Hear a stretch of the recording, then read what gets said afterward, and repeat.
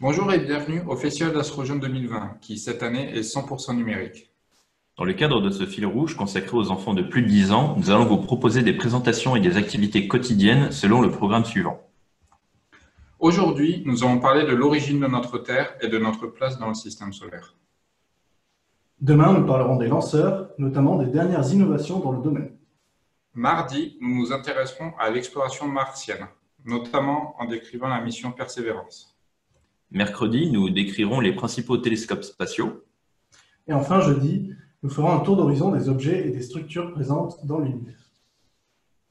Chaque jour, vous aurez l'occasion de suivre une présentation à 9h30, un atelier à 11h30 sur le sujet du jour, puis chaque midi, nous vous proposerons de créer votre propre mission spatiale de A à Z. N'hésitez pas à nous poser vos questions, soit sur le chat YouTube, soit par mail à l'adresse indiquée sous la vidéo. Nous allons maintenant passer à la première présentation sur la Terre dans le système solaire. Merci, Sean. Donc aujourd'hui, en effet, nous allons nous intéresser à l'origine de notre Terre et l'origine du système solaire en même temps. Alors le système solaire, vous savez tous ce que c'est, vous en avez tous entendu parler, c'est le système dans lequel nous vivons actuellement. Alors dans ce système, qu'avons-nous? Nous avons dans ce système une étoile et une seule, le Soleil. Il n'y a pas d'autres étoiles dans le système solaire. Il y a également des planètes au nombre de 8, des planètes naines, des petits corps, à savoir les comètes, les astéroïdes, et des satellites naturels, les lunes. Alors, dans un premier temps, concernant le système solaire, nous allons nous intéresser à sa formation. Sa formation va se décrire en différentes étapes. On va considérer dans un premier temps un nuage moléculaire, représenté en haut à gauche de cette image. Ce nuage moléculaire est constitué principalement d'hydrogène, puis il va s'effondrer. Cet effondrement va causer le Soleil et va aplatir tout notre système, ce qui correspond à l'image 2. Une fois que notre système sera aplati, le Soleil au centre va se former, les réactions nucléaires au cœur du Soleil vont se mettre en route et il va y avoir la formation de planétésimaux autour du Soleil. Les planétésimaux, c'est le gaz d'hydrogène qui va se rassembler petit à petit pour former l'équivalent de toutes petites planètes qui vont se rassembler ensemble sous les lois de la gravité, qui vont se rassembler encore et toujours, jusqu'à former des planètes très grosses, notamment au nombre de 8, ce qui correspond à nos planètes. Alors, l'image numéro 2, du coup, lorsque le système est aplati, s'appelle un disque protoplanétaire. Et ce qui est bien lorsqu'on observe l'univers, c'est qu'il y a des systèmes solaires ailleurs dans l'univers qui sont à ce stade-là de formation, comme on peut le voir sur cette image-ci. Donc cette image est une image du disque protoplanétaire de l'étoile HL Tauri, qui est située à 450 années-lumière de nous, dans la constellation du Taureau. Alors 450 années-lumière, ça veut dire qu'en voyageant à la vitesse de la lumière, à savoir 300 000 km par seconde, si on voyageait à cette vitesse, il nous faudrait 450 ans pour y aller. Mais on ne sait pas encore voyager à la vitesse de la lumière. Donc si on voulait y aller avec nos moyens actuels, il faudrait plus que 450 ans. Alors cette image a été prise par l'observatoire ALMA qui est situé au Chili. Une fois que notre système solaire, nous avons donc l'objet qui est au cœur, à savoir le Soleil. Donc le Soleil, c'est l'étoile la plus proche de notre Terre et c'est l'élément central de notre système solaire. Comme vous le voyez, il contient 99,7% de la masse totale. Qu'est-ce que ça veut dire? C'est-à-dire qu'on prend la masse du Soleil, des planètes, des comètes, des astéroïdes, des lunes, des planètes naines, on prend tout ça, et bien le Soleil, c'est quasiment toute la masse du système solaire. C'est pour ça qu'il est au cœur de notre système solaire, parce que c'est l'élément le plus lourd. Alors, on pourrait se demander quel est son diamètre et quelle est sa température à ce Soleil. Donc, son diamètre est estimé à environ 1 400 000 km, ce qui correspond à 109 terres. Voilà, donc je vous laisse imaginer par rapport à notre Terre, vous vous rendez compte que le Soleil qui apparaît si petit dans le ciel, au final, il est gigantesque. Et sa température, à la surface, sa température est estimée à 5800 degrés Celsius. Mais lorsqu'on va au cœur de notre Soleil, la température va augmenter jusqu'à atteindre 1 500 000 degrés Celsius. Donc, nous qui souffrons un peu en ces temps de canicule, je vous laisse imaginer ce qui se passerait rien qu'à la surface du Soleil déjà. Alors ici, vous pouvez voir une animation représentant le Soleil. Vous voyez que le Soleil tourne sur lui-même et qu'il est dynamique. Il ne s'agit pas d'une grosse boule jaune. Vous pouvez voir des zones qui sont plus claires. Vous pouvez voir des zones foncées. Vous pouvez voir de temps en temps de la matière également qui est éjectée du Soleil, comme par ici sur la droite. Et nous allons voir toutes ces structures ensemble. Alors la surface du Soleil, donc comme je vous l'ai dit, on peut voir plusieurs structures. On peut voir dans un premier temps ce qui s'appelle les filaments ou les protubérances. Alors il s'agit d'éjections de matière qui va partir du Soleil, qui va être émis dans le système solaire. Certains de ces filaments ou de ces protubérances peuvent arriver sur la Terre, ce qui peut causer des dommages collatéraux. Ensuite, nous avons les taches solaires et les facules. Alors, une tache solaire correspond à une zone sombre dans le Soleil et une facule correspond à une zone éclairée. Cette zone éclairée est une zone qui va être plus chaude que la température de la surface du Soleil, alors que la tache est une zone qui sera plus froide, mais elle est également plus visible. Sur cette image, à droite, vous pouvez observer, à droite, vous pouvez observer une tache et la représentation de la taille de cette tache par rapport à la Terre. Donc, si vous avez déjà eu la chance d'observer le Soleil, notamment à l'aide de lunettes solaires, vous pouvez voir des taches toutes petites, mais il vous faudra imaginer que ces taches sont de la taille de la Terre. Alors, concernant notre système solaire, on a notre Soleil. Mais quel âge il a? Alors, pareil, en étudiant les étoiles présentes dans les autres systèmes solaires, on a pu déterminer le cycle de vie du Soleil. Notre Soleil devrait évoluer de la manière suivante. Il a été né il y a environ 4,5 ou 5 milliards d'années. Là, il est en train de se réchauffer depuis 4 milliards d'années, tout doucement. Il y a des réactions nucléaires qui prennent forme. Et dans à peu près 5 milliards d'années, il devrait évoluer en ce qui s'appelle une géante rouge. Et une fois qu'il aura atteint cette géante rouge, il va évoluer à nouveau en une nébuleuse planétaire, une naine blanche, et mourir tranquillement après avoir eu une bonne vie. Alors, dans le Soleil, il y a ce qui s'appelle le cycle solaire. Qu'est-ce que ce cycle solaire? C'est un cycle de 11 ans qui correspond à des moments où le Soleil est de temps en temps beaucoup plus calme et de temps en temps beaucoup plus excité.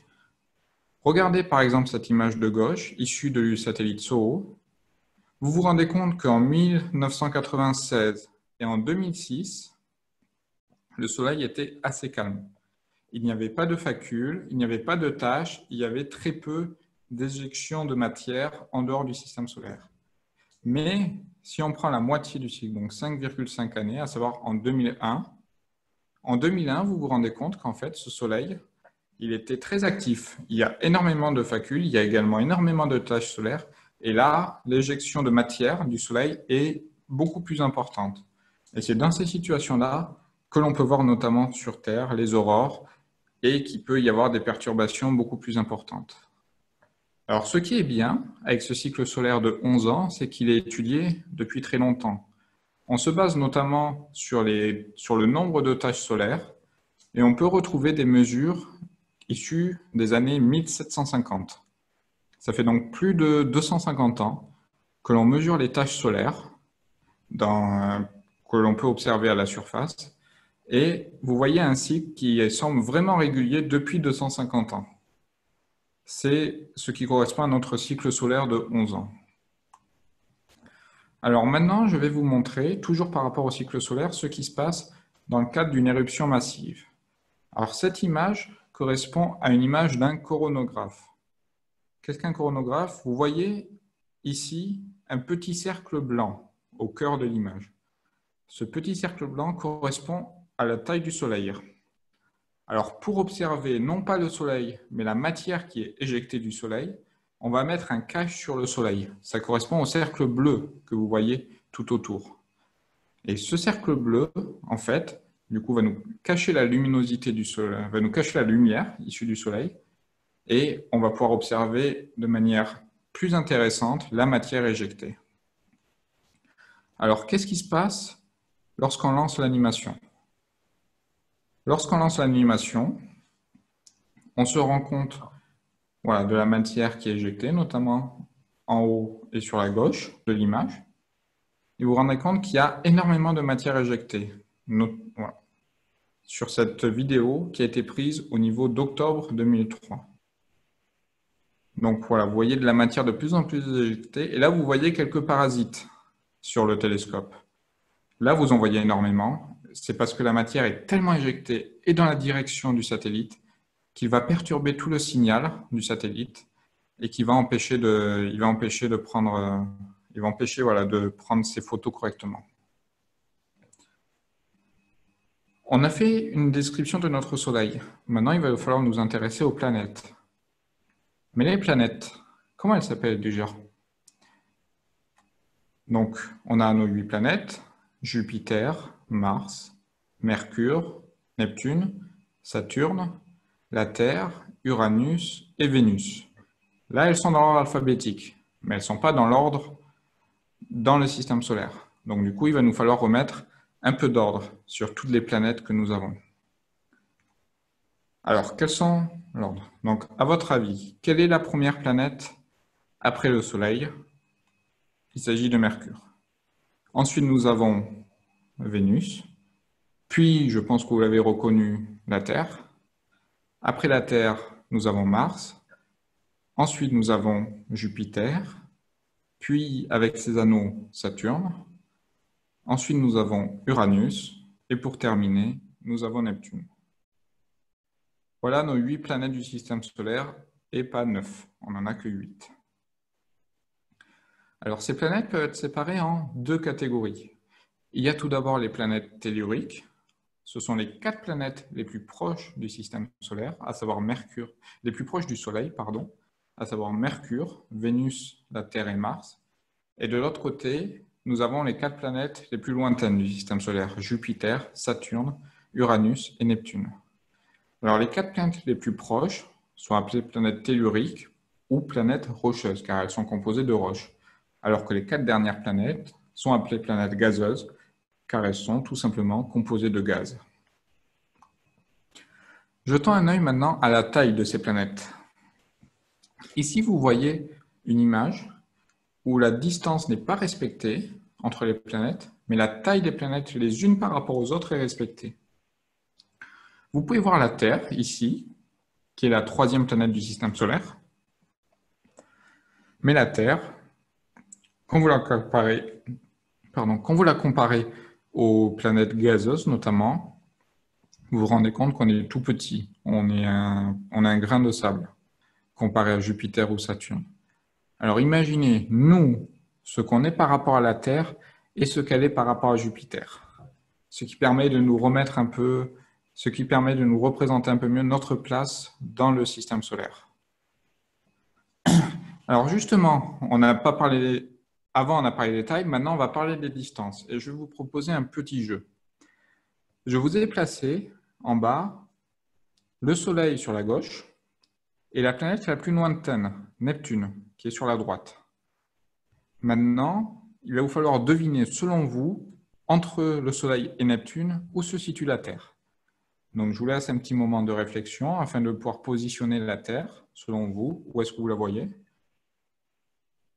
Voilà. Une fois que vous avez fait votre choix, je vais maintenant dévoiler où se trouve la planète avant Neptune, à savoir Uranus. Uranus est situé ici. Avant Uranus, il y a Saturne. Oula, Saturne est déjà là. Ça veut dire que si vous disiez que la Terre se situait dans cette région-là, eh ben, c'est déjà râpé. Mais c'est pas fini, parce qu'avant Saturne, il y a Jupiter, et Jupiter est ici. Parce qu'en fait, la Terre, elle se situait juste là, à côté du Soleil. Elle était vraiment tout près du Soleil. Et là, vous pouvez vous rendre compte de la grandeur qu'a le système solaire, notamment avec la position de Neptune. Mais il n'y a pas que le Soleil et les planètes dans le système solaire. Il va y avoir aussi les planètes naines, les lunes, les astéroïdes et les comètes. On va les décrire également brièvement. Alors, les planètes naines, qu'est-ce que c'est? Ce sont des corps qui se situent entre les planètes et les petits corps. Donc, ce sont des planètes qui sont trop petites. Ce sont des planètes, donc les planètes naines, pardon, elles sont trop petites pour être représentées comme étant des planètes, mais elles sont trop grandes pour être considérées comme des astéroïdes ou des comètes. On identifie 5 planètes naines dans notre système solaire, qui sont Cérès, Pluton, Haumea, Makemake et Eris. Donc représentons-les. Nous avons Cérès, dans un premier temps, qui a été découverte en 1800 et qui se situe entre Mars et Jupiter. Elle ne se situe pas après Neptune, elle est assez proche de nous. Et ensuite, après Neptune, nous avons Pluton, Haumea et Makemake qui sont dans la ceinture de Kuiper. Je vais revenir dessus après. Puis nous avons Eris qui se situe au-delà. Parlons maintenant de notre Lune. Vous avez dû voir cette photo de nombreuses fois. La Lune, qui est le seul satellite naturel de la Terre, elle a été formée il y a à peu près 4,35 milliards d'années et c'est le corps céleste qui est le plus près de notre planète. Alors son environnement est très hostile, vous l'avez remarqué notamment avec la mission Apollo 11 et les missions qui ont suivi. Lorsque les astronautes vont sur la Lune, ils sont obligés de porter une combinaison, de se protéger, de pouvoir avoir de l'oxygène, car il n'y en a pas, pour pouvoir respirer. Mais les autres planètes, est-ce qu'elles ont aussi leur propre lune? Eh bien, la réponse est oui. Mars en a 2, Phobos et Deimos, et Jupiter en a bien plus que 4, mais les 4 principales sont Io, Europe, Ganymède et Callisto. C'est pareil pour Saturne. Il y a bien plus que 4 planètes, comme vous le voyez, mais on connaît le nom de la lune principale. De Saturne, à savoir Titan. Et ensuite, il y a Uranus, Neptune et Pluton, qui ont également des planètes. Alors, faisons un petit mot sur les astéroïdes et les comètes. Entre Mars et Jupiter, vous avez dû entendre parler de cette ceinture d'astéroïdes. Ces astéroïdes, ce sont des restes de la formation du système solaire. Comme je vous le disais, nous avons des petits planétésimaux qui fusionnaient, qui ont grossi jusqu'à former des planètes. Mais certains n'ont pas fusionné. Et ce sont les astéroïdes qui restent. Il s'agit donc des objets qui sont les plus anciens. Il en existe énormément. Ils peuvent nous donner des informations très importantes sur la formation du système solaire. C'est pour ça qu'ils sont énormément étudiés. Après Neptune, comme je vous le disais, il y a la ceinture de Kuiper. Cette ceinture contient également des astéroïdes, comme la ceinture d'astéroïdes, mais c'est une zone qui est 20 fois plus large. Alors, cette zone contient 3 planètes naines cette fois-ci, dont on a parlé tout à l'heure. Et après la ceinture de Kuiper, il y a le nuage d'Oort, qui est composé de comètes, lui. C'est similaire aux astéroïdes, mais il va être composé de glace. Il en existe énormément, et vous voyez que la taille se situe entre 10 et 100 km pour ces structures. Vous voyez sur cette image la taille des planètes naines par rapport aux planètes. Et là, vous pouvez comprendre pourquoi. Et là, voilà, vous pouvez comprendre maintenant pourquoi ces planètes naines n'ont pas été considérées comme des planètes, car il s'agit essentiellement d'une question de diamètre de la planète. Donc, faisons un petit bilan sur le système solaire tel qu'on le connaît aujourd'hui. Nous avons au centre notre étoile, le Soleil. Ensuite, nous avons Mercure, Vénus, la Terre et Mars, qui représentent les planètes rocheuses. Ensuite, nous avons, non pas Jupiter, mais la ceinture d'astéroïdes, qui se situe entre Mars et Jupiter, avant de terminer avec Jupiter, Saturne, Uranus et Neptune. Et pour finir, du coup, nous avons la ceinture de Kepler, puis le nuage d'Oort. Alors maintenant, je vais vous demander qu'est-ce qui se passe, non pas lorsque je représente le Soleil, mais lorsqu'il se passe ceci. Vous avez dû reconnaître une éclipse. En effet, qu'est-ce qu'une éclipse? Justement, nous allons en parler. Alors, la définition, en quelque sorte officielle, est qu'une éclipse, c'est un phénomène d'occultation d'une source de lumière par un objet physique. Ça a l'air compliqué, mais en fait, ça n'est pas tant que ça. On a un phénomène d'occultation, donc on va avoir quelque chose qui va être caché par quelque chose. On a un phénomène d'occultation d'une source de lumière, mettons le Soleil, d'accord? Donc on a le Soleil qui va être caché par un objet physique, prenons la Lune comme objet physique.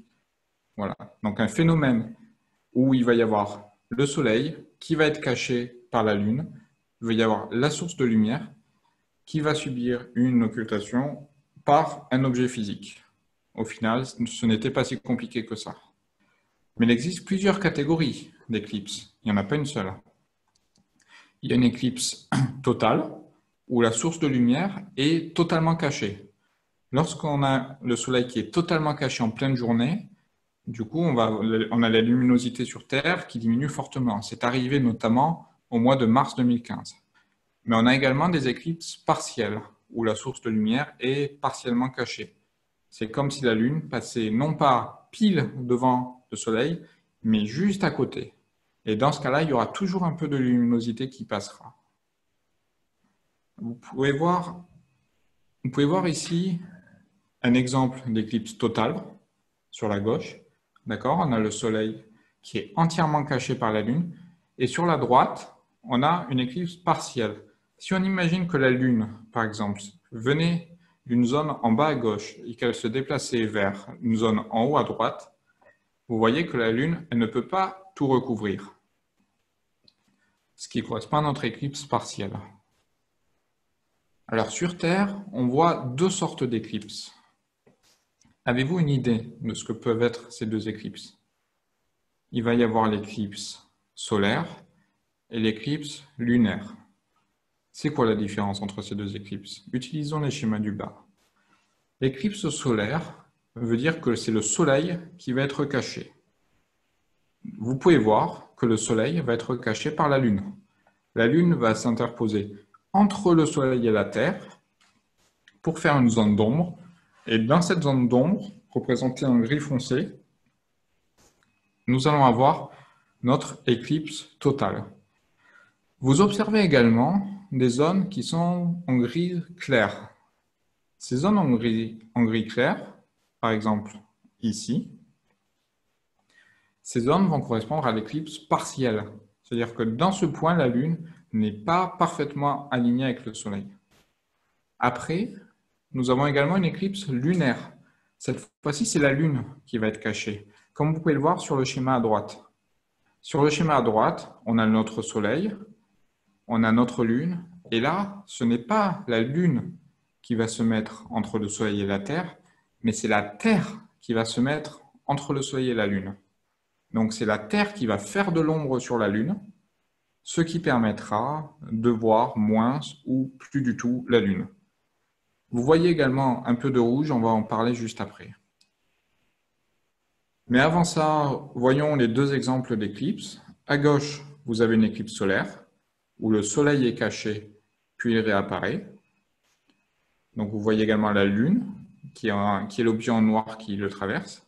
Alors que sur la droite, nous avons la Lune qui est cachée, et elle est cachée, pas par le Soleil, mais par la Terre. Regardons ici les différentes étapes de l'éclipse. Comme vous le voyez, vous avez un objet qui va passer au-dessus, par exemple la Lune. Vous avez la Terre qui va passer au-dessus, représentée par les zones un peu plus en rouge. Et dans le cadre d'une éclipse solaire, vous avez la Lune qui va passer bien devant le Soleil. Mais entre l'éclipse solaire et l'éclipse lunaire, il y en a une des deux qui est dangereuse pour l'œil humain. À votre avis, laquelle ça peut être? Je vous laisse réfléchir un peu dessus. Et bien en fait, cette éclipse la plus dangereuse va être l'éclipse solaire. Pourquoi l'éclipse solaire? Parce que, imaginons que vous êtes sur Terre. Vous voulez regarder l'éclipse sans protection. Du coup, vous allez orienter votre regard vers le Soleil.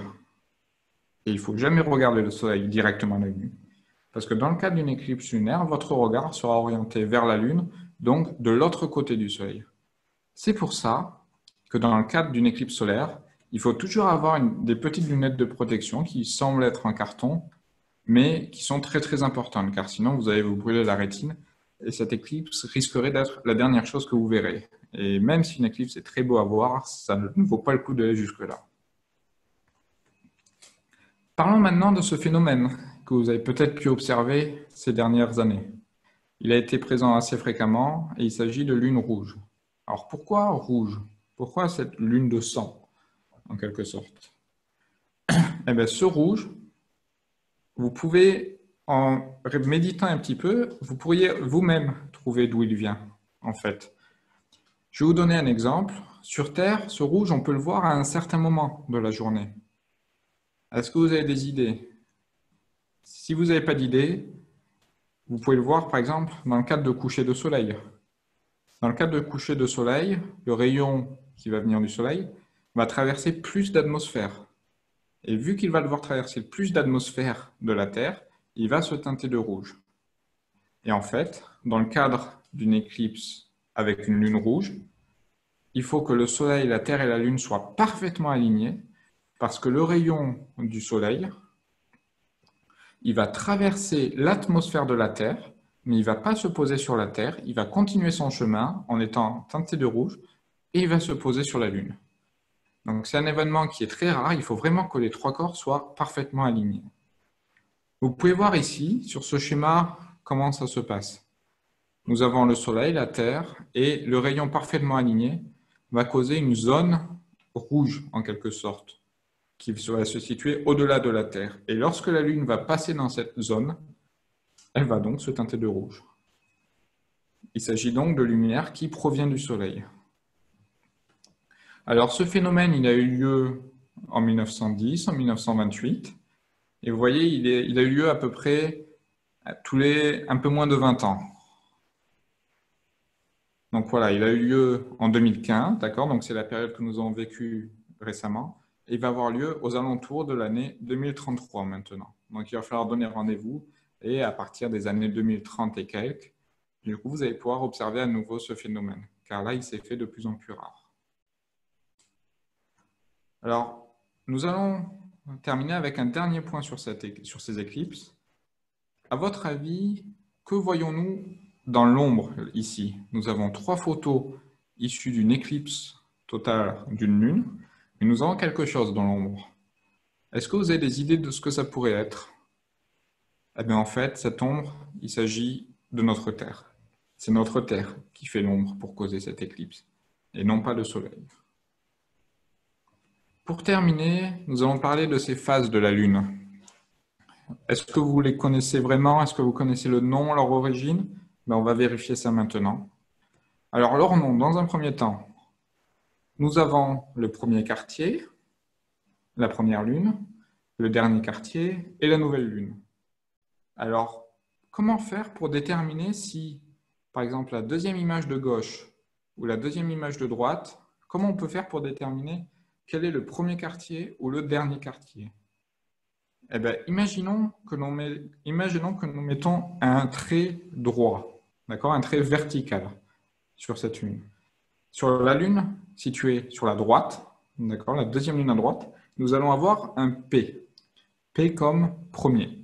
Il s'agira donc du premier quartier. Et si on prend la deuxième image sur la gauche, en mettant ce trait, nous allons avoir un D.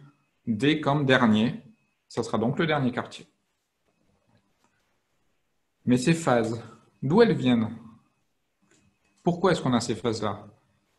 Alors, il faut bien comprendre que ces phases ne sont pas issues d'un phénomène d'ombre de la Terre, mais il s'agit d'un phénomène d'éclaircissement du Soleil. Donc, je vais m'expliquer. Regardons par exemple le premier quartier. Le premier quartier que vous voyez ici, il va avoir la moitié de gauche dans la pénombre et la moitié de droite qui va être éclairée par le Soleil. Sauf que nous ne sommes pas sur le Soleil, nous sommes sur Terre. Et sur Terre, on va voir, en regardant la Lune, on va donc voir la partie de gauche qui sera sombre et la partie de droite qui sera éclairée. Et en fait, ça nous donnera cette impression de premier quartier comme on le voyait précédemment. D'accord, cette sorte de P. Il ne s'agit donc pas d'un phénomène d'ombre issu de la Terre. Il s'agit d'un phénomène issu du Soleil. Parce que quand la Terre fait de l'ombre sur la Lune, ça s'appelle une éclipse. C'est ce que l'on voyait tout à l'heure, justement. Alors, maintenant que nous avons terminé cette description, je vous présente ici les sources concernant les images issues de cette présentation. Et nous allons vous proposer à 11h30 plusieurs ateliers. Dans un premier temps, il va y avoir un petit atelier permettant de calculer des mesures dans le système solaire. Vous pourrez par exemple calculer votre âge ou votre poids sur les différentes planètes, faire des petits calculs de changement d'échelle, mais si vous maîtrisez la règle de 3, vous pouvez faire ça, et utiliser la définition de l'unité astronomique. Je vous la définirai tout à l'heure.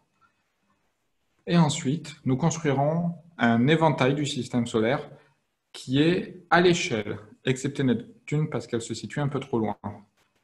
Donc ça, nous le construirons ensemble à 11h30. Et pour terminer, à midi, nous construirons ensemble une mission spatiale qui aura lieu pendant toute la semaine du Festival AstroJeunes. Il vous faudra donc remplir ce document qui vous sera présenté, choisir quel sera votre nom de mission, quel sera le matériel que nous allons utiliser, quelle structure vous souhaitez visiter, vous, décrire un peu la mission et même imaginer votre propre logo de mission. Je vous donnerai plus de détails là-dessus à partir de midi. D'ici là, je vous présente le programme que nous aurons demain, à savoir une journée consacrée aux lanceurs. Il y aura donc une présentation des principaux lanceurs à 9h30 qui sera menée par Shan avec Daniel. À 11h30, on vous proposera de construire et d'améliorer votre lanceur. Et à 12h, on vous proposera de construire un patron. Je vous laisse le suspense, mais si vous avez vu notre teaser, vous pouvez avoir une petite idée. D'ici là, j'espère... Je vous souhaite donc une bonne fin de matinée et de bon courage avec les ateliers qui arrivent. Si vous avez d'autres questions à partir de maintenant, n'hésitez pas à nous envoyer un mail à l'adresse située en bas de la vidéo et nous nous ferons un plaisir de vous répondre. À bientôt.